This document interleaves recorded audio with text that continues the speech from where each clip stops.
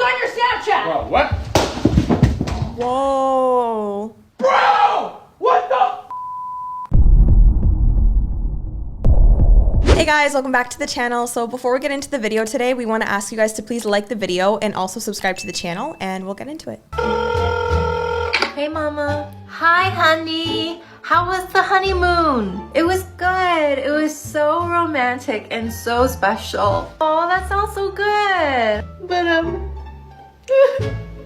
But when we got back from the honeymoon, he's changed. He started using these awful 4-letter words that I've never even heard of. Mom, can you please come pick me up? What did he say? What were the 4-letter words? He started using words like dust and cook and iron and wash. Like what? Pick me up, Mom. What about general laborers? They literally wake up at the crack of dawn, they go to work for 8 hours, they do the exact same job over and over again every single day, and then they come home and they get their set paycheck at the end of their 2 weeks. That is selling your body. That is objectifying yourself. You do what you gotta do to make your money, right? Especially like for the skilled men who are construction workers and whatnot, with like hard labor. Yo, let her say this to the guys who built the house that she's living in right now, right? Imagine what they would say to her. I can go from this To this. Hi, I'm Alicia. I'm 36 years old. What? Oh my gosh. Who are these hoes on your Snapchat? Bro, what? Whoa. Bro! What the? Out at my school, and I look over to the car next to me and I see a couple making out.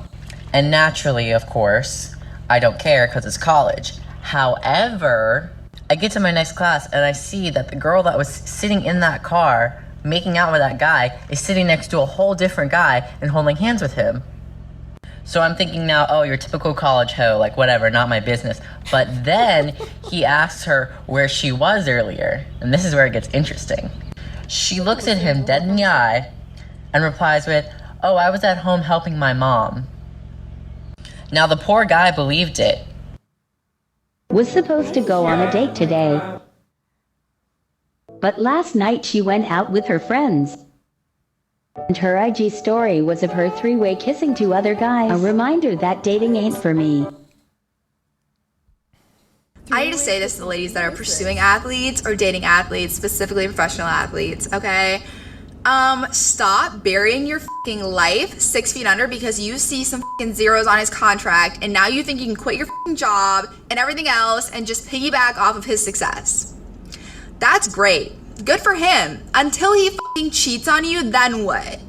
Then what's up? Then you're stuck in this fucking relationship because you don't have shit on your own. So while he's fucking other bitches, you're self-imploding because you don't have shit, okay? Don't be this bitch. Get your bag on your own. Be successful on your own. Not to mention, men fucking love this shit. 99% of the time, the women that they end up with, it's because she already had it on her own before him, okay? So just keep in mind that this man is an addition, not a fucking replacement to your current life. That's kind of the rhetoric, right? Like, so majority of people understand that guys, especially the athletes, have a lot of options of women. And if you're gonna be the girl that understands that, and then you still go after him, understand what the consequences of that are gonna be, right? You can't just be oblivious being like, oh, he's not gonna ever do anything bad. And then lo and behold, he's actually been cheating. It's like, you knew this as a possibility going into it, right? So can't be crying wolf now. So some of you men need to understand when you can and can't raise your motherfucking voice. So let me demonstrate. What is she doing? If this is you, you better lower your motherfucking tone when you talking to me. I can't with this. And this, you're pushing it. At this length, you should be able to ask for a sandwich, but you still need to say please. From this length on growing, you won't even have to raise your damn voice to me. You don't even have to use a tone with me. Your breakfast will already be ready for you in the bed. Your damn lunch will already be packed and ready for you to go to work. And by the time you get home, you will have dinner with me in lingerie. Try me if you want to. Check, please. Let the men judge the women on something? Oh, especially like weight or something that they can control. They're not gonna have it.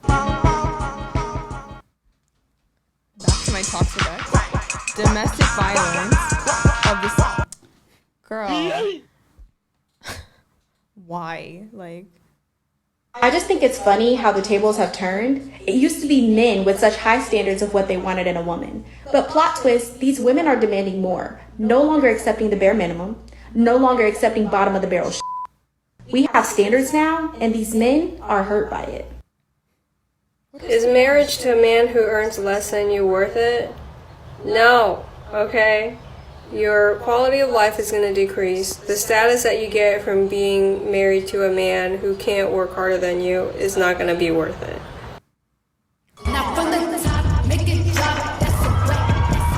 what is happening? In front of your family?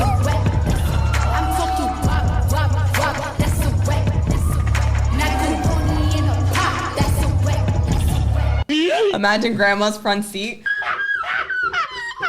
Could you imagine your parents? Your parents would have a fit. You know what? Just disown me. What I look like when my husband met me. Hi, Dan. Why I is just everyone moved in thirst next trapping? door. I don't get I'm a it. supermodel. What I look like now. IRS sends. I am not paying. I keep seeing videos on TikTok where people use that song, you know, can't make a housewife out of a hoe. And I'm like, oh, maybe you couldn't, but my man sure did, right? He turned it all around in my life. Honest to God, I was single for years before I met him, and I said, I'm not settling down until I find Mr. Right. I am not. And until then, I will diddle every Mr. Right now that comes along. And I did. I was living my best life, having a time. And now I'm cooking roasts. We're going to IKEA. I'm reupholstering furniture. And I'm not even using that as a euphemism. I literally buy fabric and reupholster chairs, guys. This is where I am in life. Why? Because I'm a woman in love. I'm a woman in love. That man was worth it. That's why I did it. And then when I started getting older, hit my 40s, people were saying, you know, you probably shouldn't use black eyeliner anymore. You know, it's a little harsh when you're older. And I'm like, listen, I gave up a lot of dick. I am not giving up my eyeliner. Let me have this. I do have custody. Our parenting plan states that I'm supposed to get them every other weekend, holidays, etc., etc. See, I haven't told a lot of people this shit's going on, but since it's all gonna come out, her new husband tells my kids and tells everyone they're not my kids, they're his. He repeats this to my 8-year-old daughter and my 12-year-old son on a daily basis. She allows this to happen. This is why you have to be careful who you choose to lay down with. Because then if you, let's say if there's something that happened when you're young, oopsie, you know, and then now you're stuck with this person who is not the right person for you. And then now you're going to have to go through all these different obstacles to have As the a man. kids, Yeah. co-parenting, all this stuff that could have been avoided if you did the due diligence before and not think with your, I guess, what is it, down there, whatever, there. you know what I mean? Yeah, I mean, you got to have some discipline Yes, as a man, yes. right? Just because she looks good, she has a fat ass, you know, maybe she's flirting with you, giving you attention.